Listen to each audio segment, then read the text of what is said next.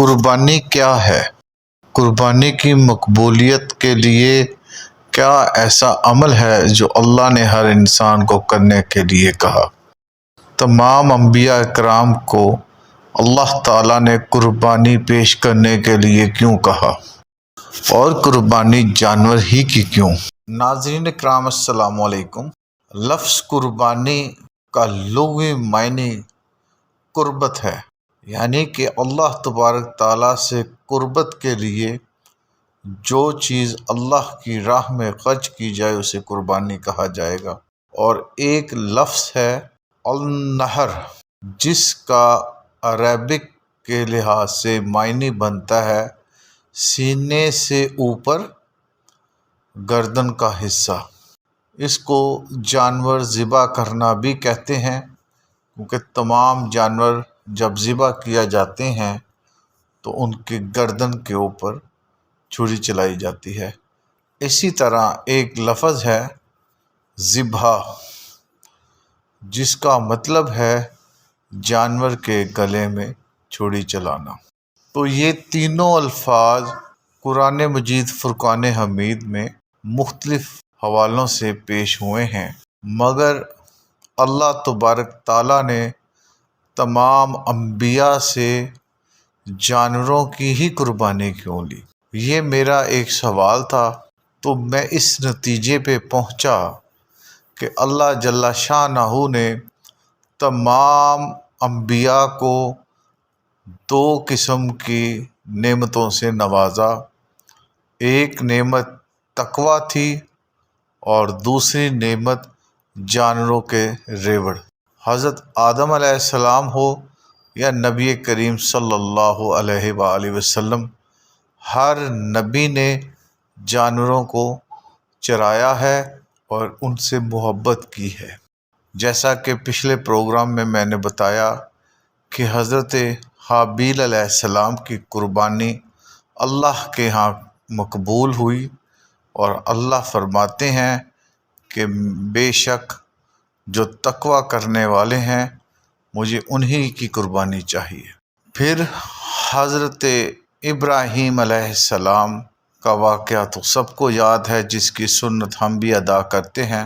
انہوں نے اپنے بیٹے حضرت اسماعیل علیہ السلام کو اللہ کی بارگاہ میں قربانی کے لیے پیش کیا، اور اللہ نے اپنی رحمت سے وہاں پہ دمبا بھیج دی۔ نبی کریم صلی اللہ علیہ وآلہ وسلم نے بھی سینگوں والے مینڈے اس کی قربانی کی، اس کے علاوہ گائے کی۔ ناظرین اکرام، قربانی کا فلسفہ سمجھنے کے لیے اس کی ڈیپ ویلیو میں جانا پڑے گا۔ انسان کی شہ رگ جو کہ سینے اور گردن کے درمیان میں واقع ہوتی ہے، حضرت ابراہیم علیہ السلام نے اپنے بیٹے کی شہ رگ پہ چھری چلا دی۔ باپ کے لیے سب سے قیمتی جو رشتہ ہے وہ اولاد کا ہے۔ اللہ نے سب سے اچھی چیز اپنے لیے مانگی، تو اللہ کو خوش کرنے کے لیے انہوں نے اپنی سب سے قیمتی جو ان کی نظر میں تھی، ان کی اولاد تھی، اس کی قربانی پیش کر دی۔ ناظرین اکرام، قرآن مجید فرقان حمید میں ہے، اللہ تبارک تعالیٰ نبی کریم صلی اللہ علیہ وآلہ وسلم کے تھرو فرماتے ہیں، اور آیت کا مفہوم ہے، فرما دیجئے بے شک میری نماز، میرا حج، قربانی سمیت سب، میری زندگی، میری موت اللہ کے لیے جو تمام جہانوں کا رب ہے۔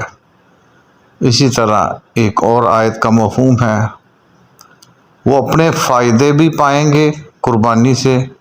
مقررہ دن کے اندر اللہ نے جو مویشی ان کو بخشے ہیں، ان پر ذبح کرتے وقت اللہ کے نام کا ذکر بھی کریں، پس تم خود بھی کھاؤ اور خستہ حال محتاجوں کو بھی کھلاؤ۔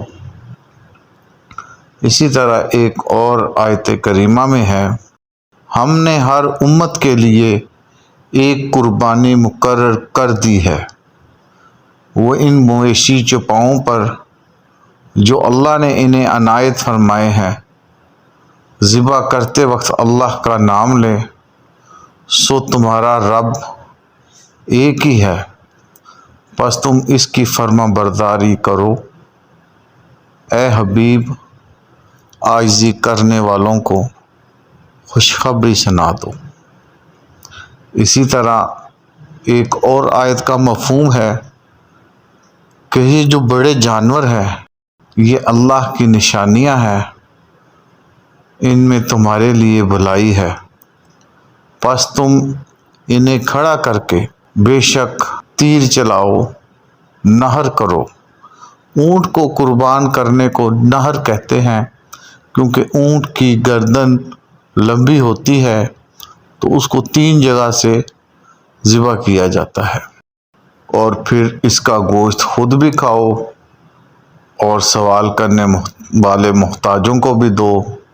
اسی طرح ہم نے انہیں تمہارے تابع کر دیا ہے تاکہ تم رب کا شکر ادا کر پاؤ۔ اور ناظرین، اللہ کریم قرآن مجید فرقان حمید میں ایک اور جگہ ارشاد فرماتے ہیں، آیت کا مفہوم ہے، پس اپنے رب کے لیے نماز پڑھا کریں، قربانی دیا کریں، اور قربانی ہدیہ تشکر ہے رب کا۔ ناظرین اکرام، جو قربانی ہے اس کی مقبولیت اللہ کے ہاں صرف اس بندے کی ہے جو تقوی پہ ہے، پرہیزگار ہے، عاجز ہے، مساکین کو کھانا کھلانے والا ہے، اور جس کی روزی پاک اور صاف ہے، کیونکہ اللہ آپ سے سب سے قیمتی چیز مانگتا ہے۔ تو قیمتی چیز سے مراد قیمت کے اعتبار سے قیمتی نہیں، اس معاشرے کے اندر رہتے ہوئے رزق حلال کو مانا اور ان مشکلات کو جھیلنا، اور اس کے بعد سیونگ کر کے اللہ کی راہ میں خرچ کرنا۔ تو اس کے اندر جو محنت، مشقت اور دنیا کے اندر جو دنیا کے ساتھ جہاد ہے رزق حلال کمانے کا، اس کے بعد پھر جو آپ منافع کماتے ہیں وہ آپ کا بہت قیمتی سرمایہ ہے، پھر اس میں سے اللہ کی راہ میں خرچ کرنا۔ تو یہ اللہ تبارک تعالیٰ کو آپ کی سب سے قیمتی چیز چاہیے جو کہ ایفرٹ کے ساتھ آئے گی، جو کہ آپ نے اللہ کے لیے خالصتاً اللہ کی رضا کے لیے کرنا ہے، اور اس سے اللہ آپ کے درمیان قرب میں فاصلے کی کمی آئے گی۔ ناظرین اکرام، یقینی طور پہ اس معاشرے میں رہتے ہوئے اس معاشرے سے جڑی معاشرتی مسائل سے جھگڑتے لڑتے ہوئے جو اللہ کی رضا کے لیے ہم نے کام کرنا ہے اس کو رب اپنے لیے مانگتا ہے۔ مکہ کے مشرکین کبھی بھی جوا یا حرام کی کمائی سے اللہ کی راہ میں قربانی نہیں دیتے تھے، وہ اپنی محنت اور تجارت سے جو پیسے ملتے وہ اللہ کی راہ میں خرچ کرتے۔ بہت سی مثالیں تاریخ کے حوالے سے ہمیں ملتی ہے۔ ہمارے لیے نبی کریم صلی اللہ علیہ وآلہ وسلم کے صدقے اللہ نے بہت آسان کر دیا کہ قربانی دینے کے بعد اس کی مقبولیت کا فیصلہ اللہ نے اپنے پاس تا قیامت محفوظ کر لیا، وگرنہ ہماری قربانیاں اور مقبولیت کے راستے میں بہت فاصلہ ہے۔ فلسفے کی روح سے دیکھا جائے تو قربانی کا نام سلنڈر کرنا ہے، اللہ کے آگے اپنا سب کچھ چھوڑ دینا۔